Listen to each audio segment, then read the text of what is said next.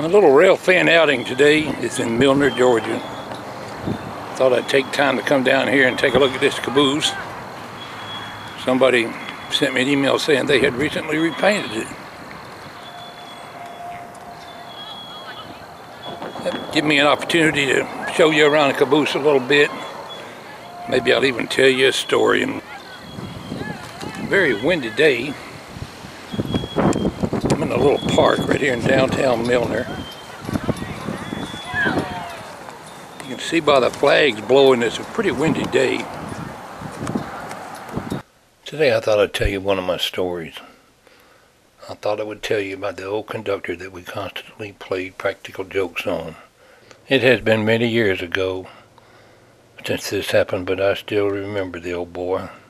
I remembered that he was a colorful old man with an easygoing nature, and I think he kind of liked the attention. Really did not mind the practical jokes. He had been with the Southern Railway for over 40 years. Everyone liked him, and the only one he really disliked was the train master, who seemed to constantly cause him problems. More than once we had to get between them to keep them from coming to blows.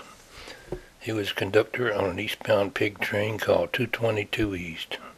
Train 222 ran, and probably still does, from Atlanta to somewhere in South Carolina.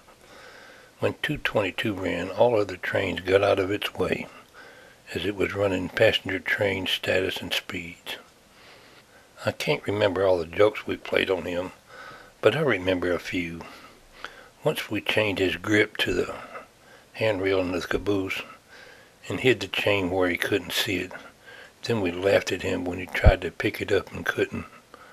Once somebody put a heavy cast iron brake shoe, which weighs about 15 pounds, in the bottom of his grip, and it was several days later before he discovered why his bag was suddenly so heavy. Someone put a live lizard in his lunchbox one day, and there were lots of other things we did to him. The old conductor's duties were to get his way bills in order, double up his train from the various tracks it was built in, while it was our job to inspect the train and put the brake shoes on and make running repairs to assure the train was safe to go on its way. Each day we would see him looking to try to find out what practical joke we had played on him this time.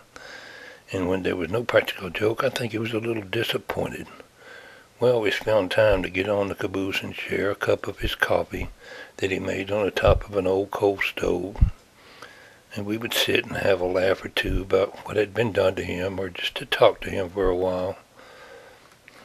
I was there when he made his last run before closing his 43-year career with the railroad.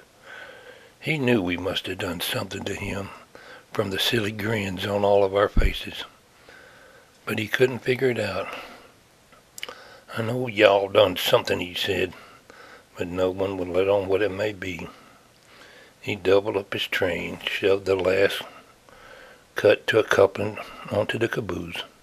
I ran the brake test and told him he was good to go.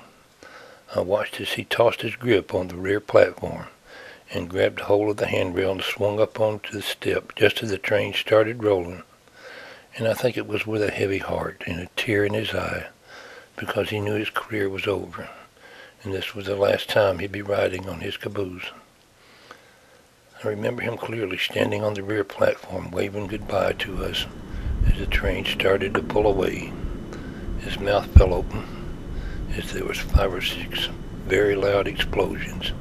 Boom, boom, boom, boom, boom. And he finally knew what we had done.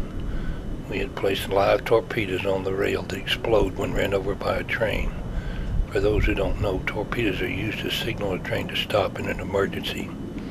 I can still see the twinkle in his eye as he waved his fist at us and shouted, "You dirty birds, I'll get you." We waved and called to him, "Bye, Joe. Have a nice retirement."